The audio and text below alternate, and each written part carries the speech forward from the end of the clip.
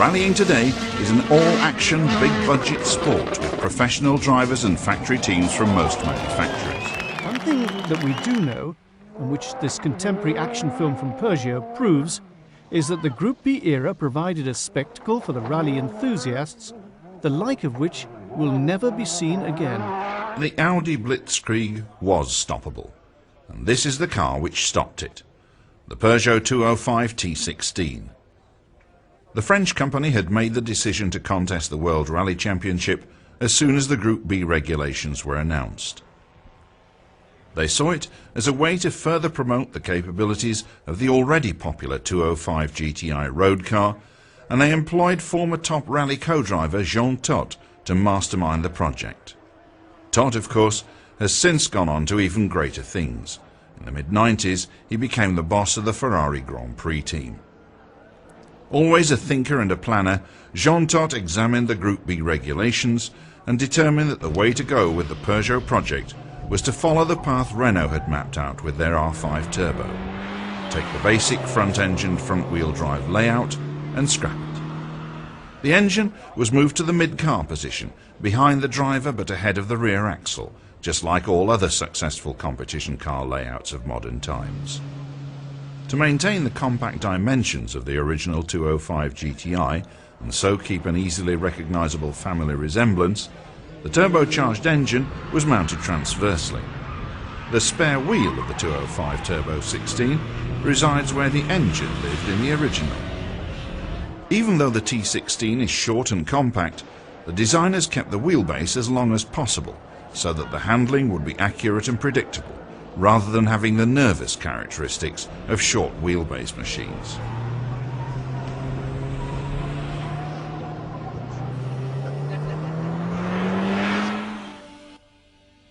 The Turbo 16s were all built in a competition shop set up especially for that purpose.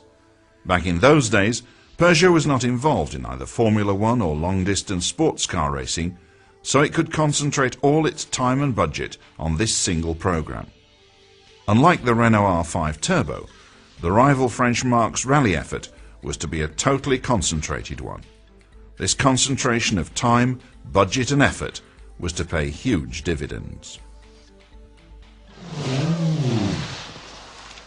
Things didn't go always 100% right, but in general, the Peugeot World Championship effort of 1985 was one of the most successful rally campaigns of all time. The 205 Turbo 16 was first seen in 1984, when the Audi steamroller seemed ready to flatten all comers. But even in its development season, it became obvious that the little French car had no intention of being flattened. The Peugeot was more compact than the Audi, it was lighter, it was more nimble in the areas where the Audi struggled, like on the tight tarmac stages, and it had four-wheel drive for optimum traction. Even while Audi was busy winning double titles in 1984, it was casting nervous glances in the direction of the Peugeot team and sending memos back to the competitions department at Ingolstadt. They read, "Don't stop the development programs just because we're winning." Audi were right to be nervous, because what they didn't know was something that Peugeot's engineers weren't telling anyone. The ace that the French team were playing very close to their chest was the fact that their 1985 engine would have a Formula One type turbocharger that would boost the power output of the little 1800cc four-cylinder engine to a minimum of 435 horsepower. If necessary, that figure could be pumped up to over 500 on maximum turbo boost. Not only was the Peugeot lighter and more manoeuvrable than the still bulky Audi, but it also had just about as much horsepower. Obviously, Peugeot's opposition had suspected that their backs might be against the wall in 1985, but they could have had no idea just how pressed against the brickwork they were going to be. However, they found out very quickly. Just 1 week into the new year, Ari Vatanen won the Monte Carlo Rally. Victory in the event that every French rally team dreams of winning. Ari followed that up with another win in the snows of Sweden, then a crash in Portugal, followed by a bigger one in Corsica and an even bigger, near-fatal one in Argentina, which put paid to the Finns' title hopes. The mantle was taken up by his less erratic fellow countryman Timo Salonen. He picked up his first win in Portugal after Vatanen's crash, and then added 4 more in Greece, New Zealand, Argentina and his native Finland. Even though there was still the San Remo event left on the calendar, Salonen was able to celebrate an emphatic World Championship victory in front of his home fans. Of course, Peugeot were also victors in the Manufacturers' Championship, only 4 years or so after making the decision to contest the series. It was in October 1981 that Jean Todt had announced his retirement from co-driving to take up the appointment of Peugeot's Director of Competitions. At the start of 1982, the team revealed its intentions to enter the World Rally Championship for a first full season in 1985. By May 1984, the 205 Turbo 16 made its World Championship debut. By August 95, it was World Champion. Courtesy of the superb contemporary films made by Audi and Peugeot, we've had the most graphic illustrations of why Group B cars and drivers have achieved legendary status in the rally world. Not every car in Group B enjoyed success. As in any form of motorsport, there were those who didn't make it. Some of them might have if Group B had gone on longer, but we shall never know. Cars like this Citroen BX4TC, which appeared in 1986. Certainly it had potential, with 4-wheel drive and a 430 horsepower engine, and Citroen later proved their rally capabilities with wins in the Paris-Dakar. But the history books will simply show that the 3-car Citroen team all retired from the Acropolis Rally in 1986, loaded their broken cars and the rest of the gear onto the ship back to France, and were never seen again. The Group B Opel Manta actually did win an event, or would have done had not the organisers of the 1982 Mille Pistes International in France decided to ban prototypes while the event was actually in progress. Henry Toivonen was forced to give his first place award to a production car and accept a special prize instead. A year later, the Evolution version of the Manta 400 appeared and became a solid and reliable winning performer at national level. It could never, however, cut it with the big boys in the World Championship, and Opel, who had taken Walter Röhrl to the World Drivers' title in 1981, gradually faded from the Group B scene. Had the German team and its General Motors UK counterpart Vauxhall enjoyed the same budgets as Audi, Peugeot and Lancia, the story might well have had a happier ending. Such was the pace of development in Group B rallying that the Lancia 037, which had won the World Manufacturers' Championship in 1983, was fading out of the picture in 1984 and was really just an also-ran in 1985. To match the opposition, a 4-wheel drive car was needed, preferably a powerful and compact one like the Peugeot. This is what Lancia came up with, in the shape of the S4 rally version of their little Delta saloon. It was even more advanced than the Peugeot and used a combination of both supercharging and turbocharging to achieve the fullest possible power curve, from initial pickup to the highest RPM. The S4 had the most advanced engine in the series, and Lancia was confident that if they had to, the power could be boosted to over 600 horsepower. Actually, they never needed it. Henry Toivonen's first outing with the car brought a win on the 1985 RAC rally, humbling even the title-winning Peugeots. In 1986, the young Finn started as he left off the previous year, simply dominating the Monte Carlo rally. This time, it was Peugeot which was getting nervous. Development in Group B was getting faster and faster. Toivonen also led the Swedish rally for Lancia, but went out with engine problems, giving the win to a new Peugeot driver, Juha Kankkunen. Even at this stage, it was obvious that there was likely to be a titanic battle for the championship, and that most people's money would be on Lancia. Toivonen had hit absolutely peak form at exactly the same time that Lancia had come up with what most people felt was the ultimate Group B car. But it all ended in tragedy. On Thursday, May 2nd, 1986, Henry Toivonen was in a class of his own and leading the Corsican rally by a huge margin. Then, the Lancia plunged off the mountain road and down into the trees. both Toivonen and his co-driver Sergio Cresto were killed instantly.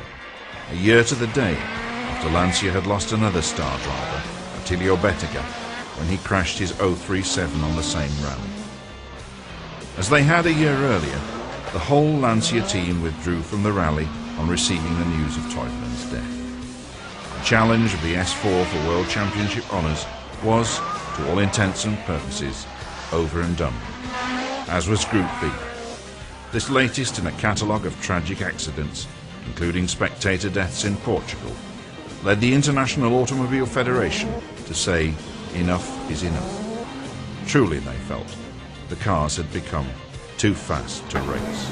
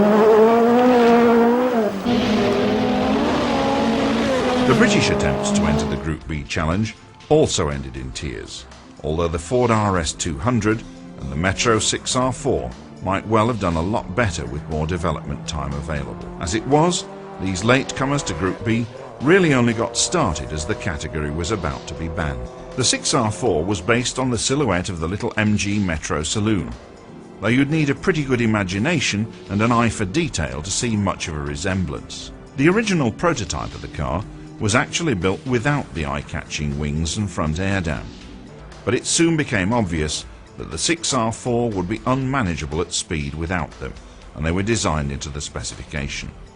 All 200 cars built for homologation, whether the 430 horsepower international class contenders or the 300 horsepower clubman models, were fitted with the wings. Another very different approach taken by Austin Rover for the 6R4 was in the choice of engine. It was decided to use a beefy 3-litre fuel-injected V6, rather than the small turbocharged 4-cylinder as favoured by Peugeot, Renault and Lancia. The theory was that the fuller torque of the bigger unit would make the car more manageable on rally stages than the high-revving little turbos. Austin Rover were sadly mistaken and gravely underestimated the engineering capabilities of the French and the Italians. The wings were an innovation which worked, but the choice of a non-turbocharged engine was, quite simply, a mistake. Not that the engine was a bad one. It had its early teething problems, like throwing off cam drive belts, but they were easily sorted out in later development. In fact, the same engine was taken over by TWR, who used it to develop an endurance sports car racing power unit capable of winning in both World Championship competition and the prestigious IMSA sports car series in America. In both cases, it was badged as a Jaguar, and amazingly, it went on to be further developed by TWR into the twin-turbo engine which powered the Jaguar XJ220. Had Group B not been banned, it's quite feasible that Austin Rover could have turbocharged the 6R4 engine and turned it into a 600 horsepower plus powerhouse to match the Lancias, Peugeots and Audis, but we shall never know. It would be wrong to label the 6R4 a failure, for it was just not on the scene long enough to be developed. Certainly, it did display many faults in its few international events at the end of 1985 and at the start of the 1986 season, but many of these were subsequently ironed out in National Rally Series, where Group B was allowed to carry on, and in Rallycross. It should also be taken into account that Austin Rover never embarked on a full international World Championship program, with all the development that comes with that kind of experience. Finances were always tight at Austin Rover, and the available budgets were spent mainly on contesting the 1986 British Open Series and World and European Championship events either in or within striking distance of the British Isles. The car's finest hour was certainly its international debut on the 1985 RAC Rally, where Tony Pond finished third behind the Lancias of Henry Toivonen and Marco Allen. What hopes that must have given Austin Rover for the future. Less than a year later, Group B was finished as an international category, but the 6R4 was a continuing threat in British Open competition, in the hands of drivers like Jimmy McRae, the father of current superstar Colin, and his almost as gifted younger brother Alistair. Jimmy won the 1986 Ulster Rally, while teammate David Llewellyn won the Manx International that same year.